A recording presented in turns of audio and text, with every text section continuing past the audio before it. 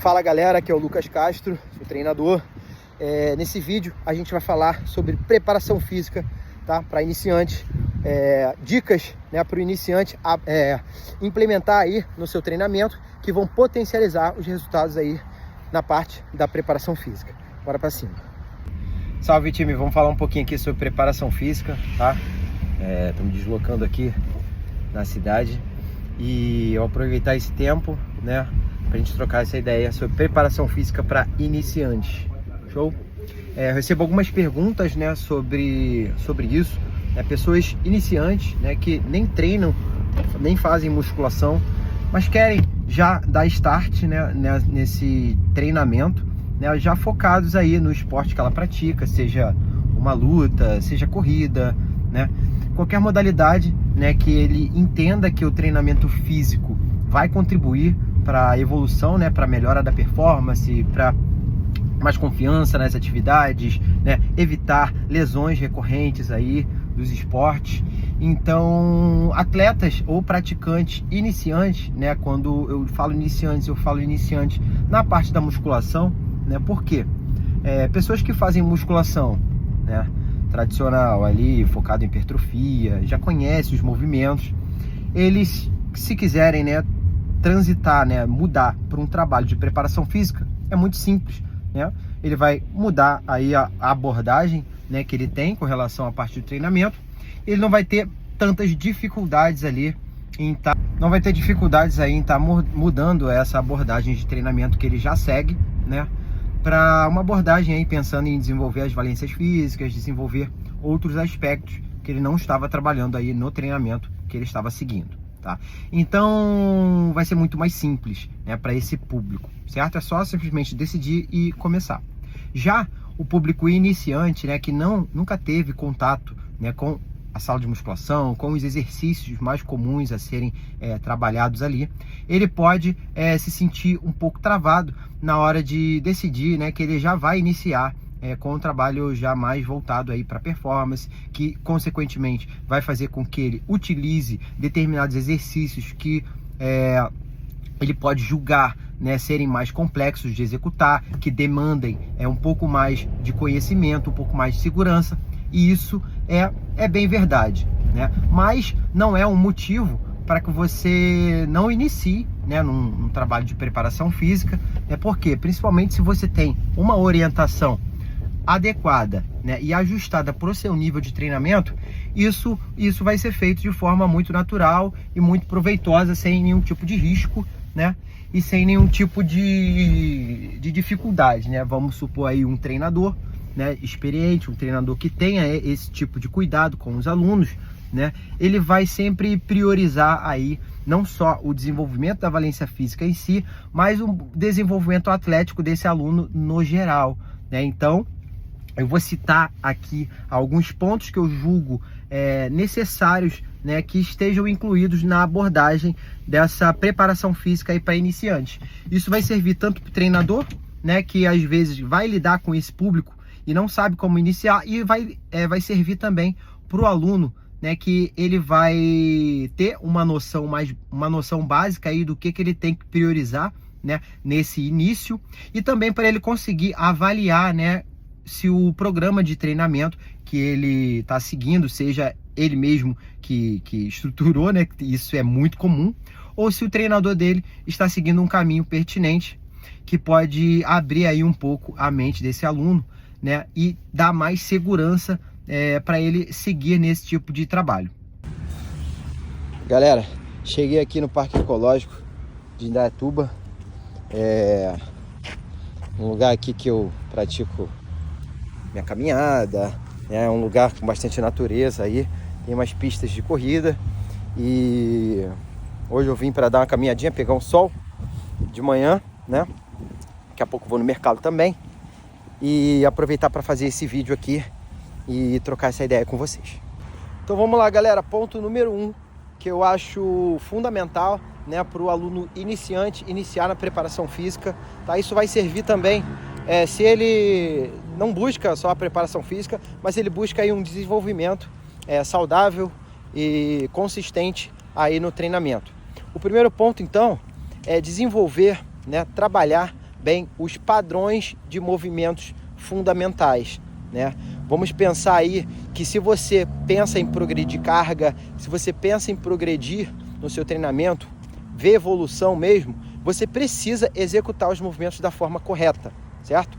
Isso vai diminuir qualquer risco de você se machucar, né? Executando algum exercício e tudo mais. E uma boa técnica vai fazer com que a sua progressão ela seja otimizada, né? Se você faz um bom agachamento, se você faz um levantamento terra, você preserva as suas articulações, você realiza as ativações musculares corretas.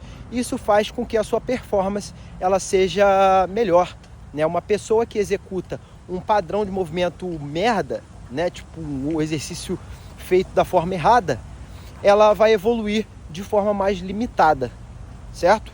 Então, trabalhar os padrões de movimento, a técnica de execução dos principais movimentos, como agachamentos, puxadas, remadas, levantamento terra, levantamento olímpicos, mesmo que sejam parciais, né? Se você trabalha técnica nesses movimentos, já no início, é muito bom para você ter uma evolução constante e rápida. Se no meio do caminho você começa a evoluir nos movimentos e nota, né, que a sua técnica está ruim, né, você regredir aí nas cargas que você utiliza, ali para estar trabalhando a técnica, é algo que pode ser mentalmente ali mais difícil, né? Porra, eu pego bem aqui e tal, e aí eu vou ter que baixar o peso para mudar o padrão.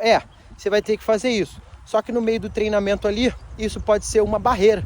Você não quer reduzir e tudo mais. Outra coisa interessante também é que se você não domina esses movimentos, você acaba sentindo um pouco mais de insegurança na hora de seguir uma prescrição, né? Você vai ver ali movimentos e já vai ficar com medo de executar, com medo de progredir nas cargas. Então, se você domina o padrão de movimento, você vai se sentir muito mais seguro para estar progredindo, você vai se sentir muito mais preparado, né, para executar e, consequentemente, né, você vai ter uma evolução aí mais consistente. Então, ponto 1 aí é trabalhar os padrões de movimentos que são fundamentais, né? Levantamentos, agachamentos, e para isso talvez você precise da ajuda de um profissional, né? Na academia você provavelmente vai ter um profissional que vai poder estar te ajudando, te corrigindo, e eu acho isso muito importante que você faça como primeiro step, né, ali de uma boa evolução, de um bom trabalho de preparação física. E um treinamento, né, de preparação física, se ele for bem elaborado, né, ele vai priorizar exercícios com pesos livres, né, porque são exercícios aí que de fato geram mais adaptações, né, mais resultados. Eles têm uma transferência, né, para o atleticismo maior do que um exercício executado numa máquina, né, e isso de fato é algo que é muito importante que o aluno ele domine, né? E para que ele tenha aí mais segurança e mais performance aí nos exercícios de peso livre, que demandam não só aí as musculaturas do padrão de movimento em si, né, ele demanda que haja uma certa estabilidade, né, do corpo como um todo, para que você consiga executar bem aí esses movimentos. Então aí vem o ponto 2, né, que eu acho fundamental aí para uma preparação física de um iniciante, o que ele deve focar, que é o trabalho de core, né, o trabalho aí de fortalecimento, estabilização e acionamento da região central do corpo. Isso vai fazer com que você consiga transferir, né, potência, força e estabilidade para os movimentos principais do seu treinamento. Seja executar um bom agachamento, executar um bom levantamento terra, né? Você vai precisar que o seu tronco, né, a região central aqui que envolve o abdômen, oblíquos, paravertebrais, o glúteo, né? Isso tem que estar bem trabalhado para que você consiga aí evoluir nos movimentos principais. Então, no início de um processo de preparação física, o trabalho de core ele é muito fundamental, né? Se você trabalha, vamos supor aí uma pessoa que já treina e tudo mais, mas se exercita muito usando máquinas, né? A própria máquina ela já estabiliza o movimento e acaba isolando determinada articulação para que você só execute ali, o que acaba deixando o treinamento mais seguro e tudo mais. Mas se você é atleta, se você pratica esporte, o seu corpo ele se move como um todo, né? Então ele transfere energia do centro para cima, do centro para baixo, né? Membros superiores, inferiores. Então um centro bem treinado, um core, né? Que seja estável, que seja forte, que tenha mobilidade, né? Que consiga fazer essa transferência de força entre membros inferiores e membros superiores, ele vai ser fundamental. E para trabalhar o core, a gente tem diversas estratégias, né?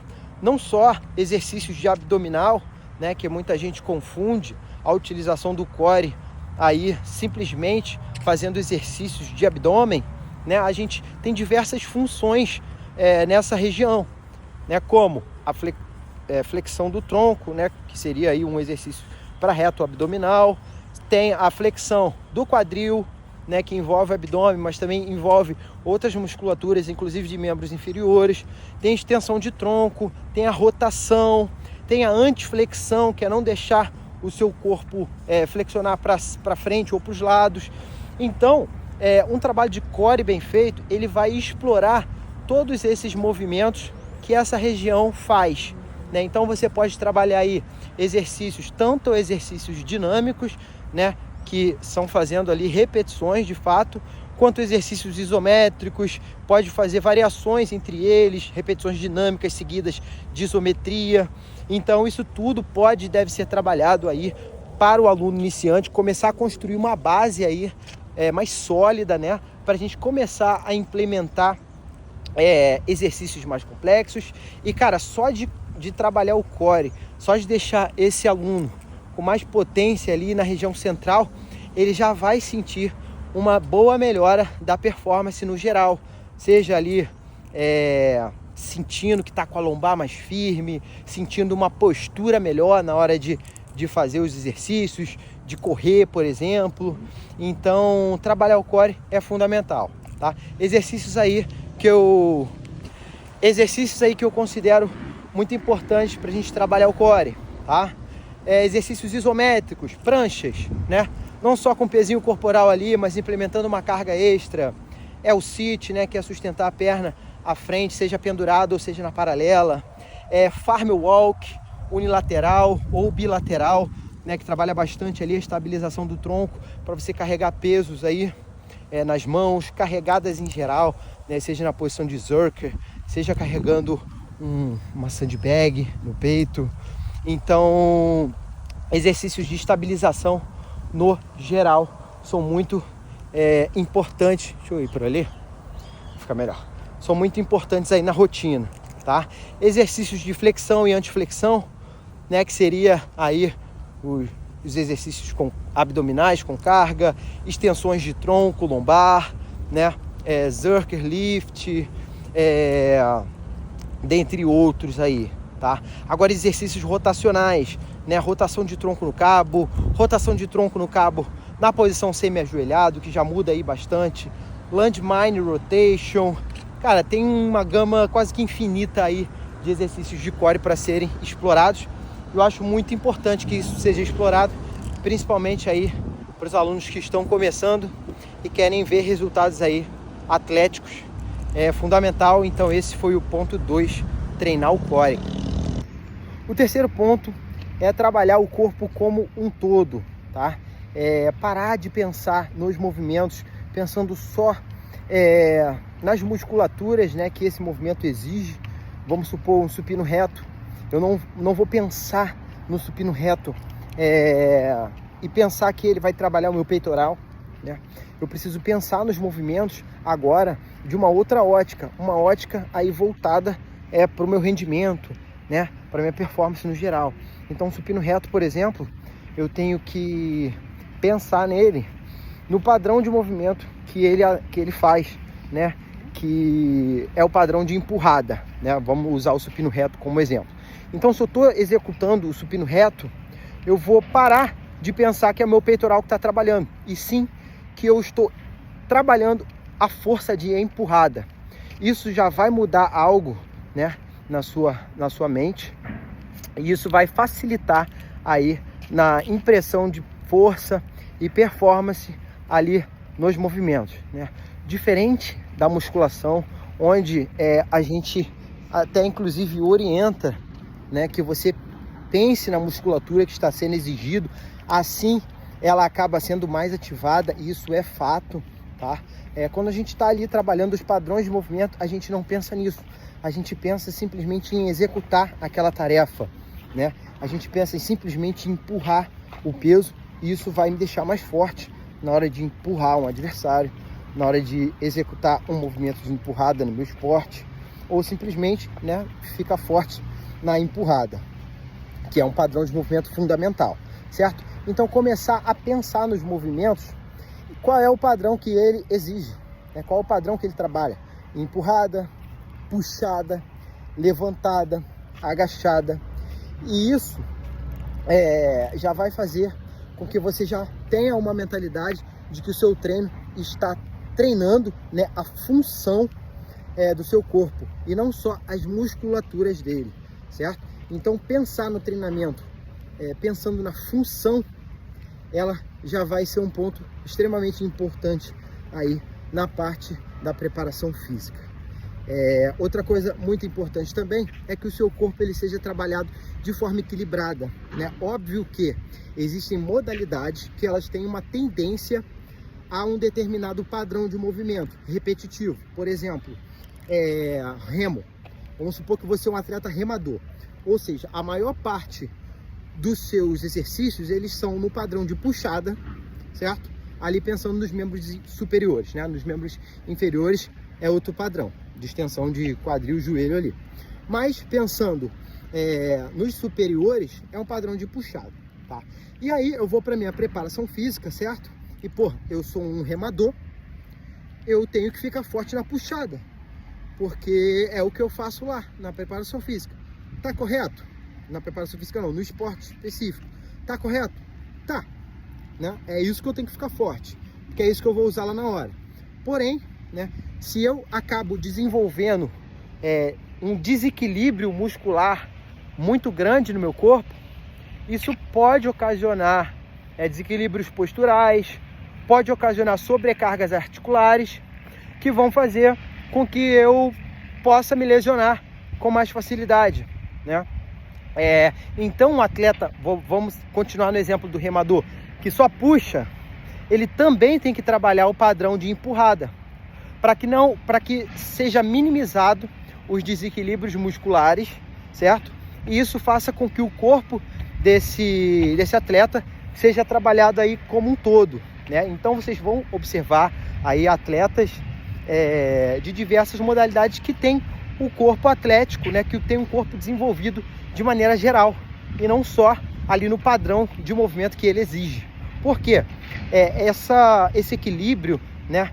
Esse desenvolvimento aí do corpo como um todo vai fazer com que ele consiga aí ter uma boa postura, ter menos lesões e tenha um corpo saudável aí para que ele pratique a atividade dele por mais tempo. Então, se você pensa que a preparação física é trabalhar apenas os movimentos e os padrões de movimento que a modalidade vai estar exigindo, você pode acabar se enganando e acabar sobrecarregando, né? Fazendo com que você fique ainda mais desequilibrado aí. Então o corpo ele vai ter que ser trabalhado como um todo. Todos os padrões de movimento devem ser explorados. Óbvio que, dependendo da modalidade, dependendo da exigência, uns mais que os outros, mas tem que trabalhar o corpo como um todo e explorar aí todos os padrões de movimento, né? Puxar, empurrar, rotacionar, agachar, levantar e por aí vai. Já deu uma esquentada aqui, ó. Vou mostrar para vocês. E bora pro próximo. Galera, eles estão fazendo uma obra aqui na parada, aqui no parque. Eles estão fazendo uma ilha aqui. Doideira. Os caras vão meter uma ilha aqui no meio do lago, artificial. Mas vamos lá, galera. Próximo ponto. Esse vai ser o último ponto desse vídeo, tá? mais um ponto conceitual, né, que o aluno iniciante ou até mesmo o intermediário e avançado às vezes tem um pouco de dificuldade de entender e é fundamental, tá? Eu vim aí explorando pontos mais básicos e eu tô chegando nesse último aqui, que é um ponto um pouco mais complexo, tá? De se entender, mas eu vou tentar explicar da melhor forma. Que é você entender, aí ó, ponto 5, é você entender a diferença entre os tipos de estímulo que vão ser prescritos para você na sua preparação física. Vou explicar melhor.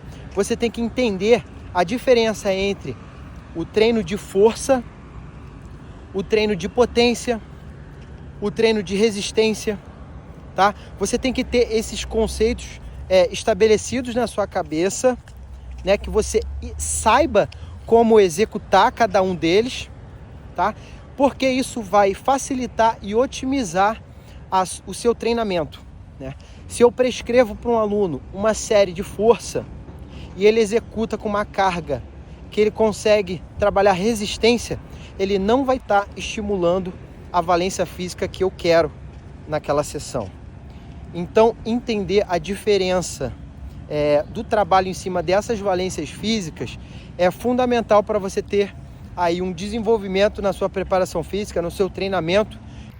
Galera, eu falei tudo, cheguei até o final do vídeo e acabou a memória aqui do celular.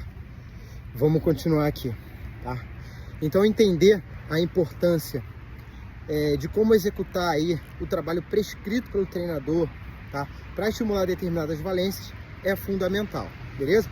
Vamos para exemplos práticos aqui para vocês visualizarem e entenderem de forma clara aí a diferença entre cada tipo de estímulo.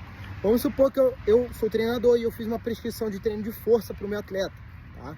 Vamos trabalhar aí o agachamento, né, com séries de força. Então, 4 séries de 3 repetições no agachamento, beleza? O meu aluno, tá? Ele pode não saber a carga que ele vai estar executando, mas que ele vai executar, né, uma carga justa para esse tipo de trabalho. Mas só dele entender que esse é um trabalho que tem o objetivo de estimular a força máxima, ele já vai saber, né, que ele tem que fazer com uma carga mais pesada do que se ele fizesse 6, se ele fizesse 8, 10, 12 repetições necessariamente, tá? Se ele fizer aí 3 repetições com a carga que ele consegue fazer 10, ele jogou essa série no lixo, beleza? O objetivo desse trabalho ele não foi alcançado, tá? Por quê? Para estimular força máxima, você precisa trabalhar aí com cargas acima de 85% da sua carga máxima, certo? Então isso, o aluno, né, vamos botar aí um aluno iniciante, ele não é obrigado a saber disso, tá? Mas se ele já tem uma consciência maior, ele vai conseguir visualizar e já executar da maneira correta, ou até mesmo ele vai ter ali uma abertura para perguntar para o seu treinador, 4 séries de 3 é para fazer muito pesado, porque são só 3, aí o treinador dele vai orientar, tá? Agora, o papel do treinador é entender que esse aluno, ele não é obrigado a saber. Então, explicar, né, deixar isso descrito, não só ali na planilha, escrito 4 de 3, achando que o aluno vai saber, né, que precisa fazer com uma determinada carga, é que ele também oriente com relação à carga, com relação à percepção de esforço daquela série, né? Agora vamos para outro exemplo, um trabalho de potência, né? Vamos continuar fazendo agachamento, mas eu quero um agachamento aí para trabalhar potência. Como eu vou executar esse agachamento? Eu vou fazer com uma carga que eu consiga manter uma boa velocidade na execução, tá? Não adianta eu fazer com uma carga muito pesada, que eu vá subir sofrendo, subindo lento. Eu vou precisar trabalhar com uma carga que eu consiga fazer o movimento com velocidade. Essa é a característica do trabalho de potência, que você mobilize uma carga, seja o seu peso corporal ou uma carga externa, com velocidade. Então, se eu botar uma carga muito pesada, vai ficar lento, beleza? Então, eu tenho que reduzir essa carga para que o trabalho de potência seja executado. Se eu fizer com uma carga leve demais, também pode não ser que estimule potência. Por quê? Potência não é só a velocidade de execução, é também a força, força vezes velocidade, tá? Então, isso tem que estar na sua cabeça, né? Isso tem que estar claro quando você for fazer a leitura da sessão de treinamento que você saiba como executar cada tipo de estímulo ali prescrito. Séries de força, cargas altas, a velocidade de execução pode ficar lenta. Séries de potência, né? A velocidade de execução ela tem que estar alta, mas a carga tem que estar boa também, a não ser que seja um movimento pliométrico, né? Só com peso corporal, de saltos e tudo mais. E séries de resistência, tá? A carga pode ser mais leve, porém vocês, né, vão ter ali apresentados uma faixa de repetições maior, certo? Então, entender a diferença dos tipos de estímulos ali que vão ser prescritos e também de como executar cada tipo de estímulo é muito importante, tá? Existem diversas formas aí do treinador estar fazendo essa prescrição e que ela acabe ficando mais assertiva, sem a necessidade de repente, uma consultoria ou um programa de treino online, né? Que você esteja ali 100% para estar, como se diz, para estar orientando o aluno ali no detalhe, né? Para isso, tá? Algumas estratégias, inclusive, não só, né, fazendo um bom briefing da sessão, explicando o que é para ser feito, deixando bem detalhado, mas também com relação à forma de prescrever mesmo, tá? Vou dar um exemplo aqui para o treinador que quer treinar força com seu aluno, ali um aluno iniciante, né, que ele ainda não domina ainda com relação a percentual de carga e tudo mais, e ele vai estar ali progredindo carga de forma subjetiva. Vamos supor que eu quero trabalhar força, certo? Agachamento. Eu vou fazer uma prescrição de uma pirâmide, tá? Regressiva de repetições, com carga progressiva. Então eu vou começar ali uma série de 8, uma série de 6, isso tudo prescrito, tá? Uma série de 4 e 2 séries de 2 repetições. O aluno vai ver aquilo ali, ele vai entender que 10 repetições ele faz com uma carga, 8 ele já consegue fazer com um pouquinho mais, 4 um pouquinho mais, 2 mais. E aí eu vou conseguir séries de trabalho dentro do percentual de carga que eu quero, sem que seja algo que o aluno não consiga entender, né? Ele vai estar progredindo carga ali, né, na medida que as repetições diminuem, e vai chegar lá no final, nas 2 séries finais, ele vai conseguir estimular a valência que eu estou buscando, que é força, tá? Essa é uma estratégia que eu utilizo bastante com os alunos iniciantes, para que eles vão progredindo carga, né, sem a necessidade de eu submeter eles a um teste de RM, né, que dependendo do nível já fica mais complicado, fica muito subavaliado. Então é isso. Ponto 5, entender a diferença entre os tipos de estímulos e saber como executar cada um deles para que você tenha o melhor aproveitamento dessa sessão, tá? Desse estímulo, seja um aluno iniciante, intermediário ou avançado. Você precisa entender isso quando você lê lá a planilha de treino e saber executar da melhor forma. Então é isso aí, galera, espero que vocês tenham gostado desse vídeo. Se você gostou, agregou aí, vai te ajudar no seu treinamento, deixa o like aí no vídeo, vai estar ajudando aí o canal, vai estar me motivando a produzir mais conteúdos como esse. Se você gostou desse formato de conteúdo, né, que eu tô aqui caminhando e falando um pouco sobre treinamento com vocês, deixa aqui no comentário um joinha, tá, que eu vou entender que você curtiu.